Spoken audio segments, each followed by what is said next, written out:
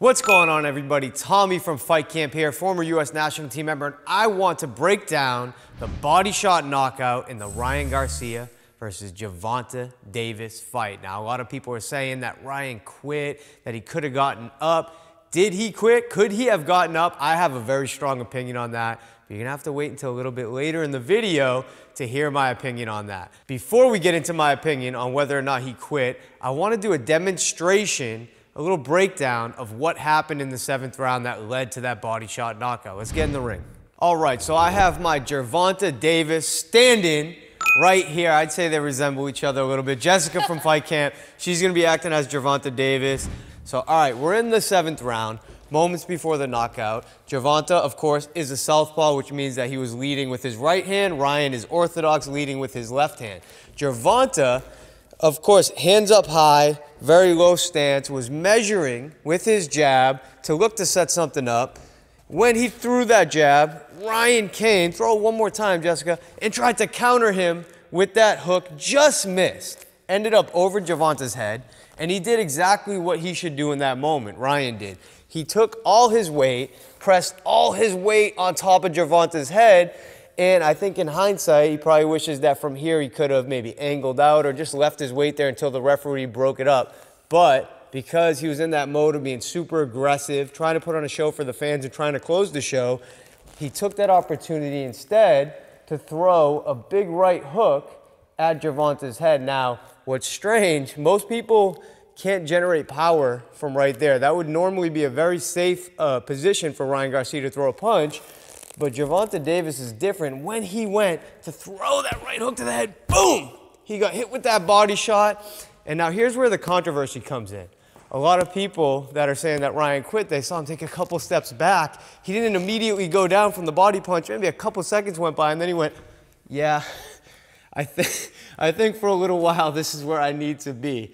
Now, before I talk about that a little bit more, I want to say Gervonta Davis's ability to generate power from right here is super unique, and it's something that Mike Tyson referenced before the fight. He said, Gervonta reminds me a lot of myself, in that a lot of the guys that he fights are taller than him, and he has to be able to generate power vertically. And I think that's exactly what you saw with that first knockdown, where Ryan threw the hook, Gervonta got under it, and then countered with that, boom! And it's exactly what you saw the moment of the knockout, is that he was able to generate a ton of power, even with weight being put on his head. It was super impressive. Now, did Ryan give up? Could he have gotten up? Look, if Ryan could have gotten up, I really think he would have gotten up. I think he's proven himself. He's had a long amateur career, 10 national titles, hundreds of fights. I don't know how many pro fights. He's always showed up. He's never been scared. He's a fighter. And I really think he would have gotten up. Especially you look at the way that he was fighting the entire fight, he showed a ton of character. He got up in the 2nd round after getting hit with a really hard shot, and he was actually, turning the momentum, making a little bit of a comeback.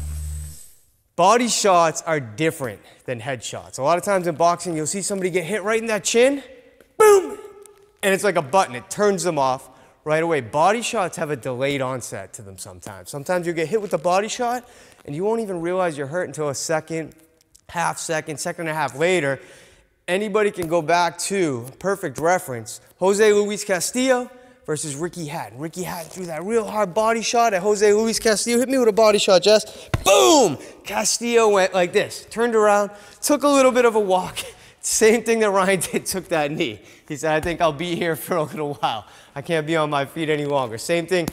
Mickey Ward versus Arturo Gatti. I'll be Mickey Ward this time. You have your hands up. Mickey Ward threw that signature touch. Boom! Arturo Gatti went back, down to a knee.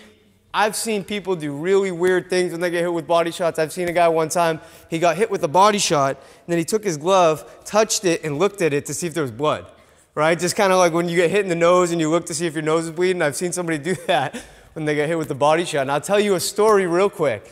The first time I ever got hurt with a really hard body shot, I was probably 14, 15 years old. So older guy in the gym's like, yeah, I'm gonna work with you a little bit. An adult, he took advantage of me, brought me in the ring, hit me with a really hard body shot.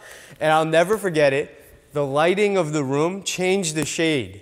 It was like somebody took a dimmer and turned the dimmer, and it got dimmer in the room, and my ears started ringing immediately, and I was like, I don't know about this boxing stuff. I'm going home. It's exactly what happened. So body shots are definitely weird.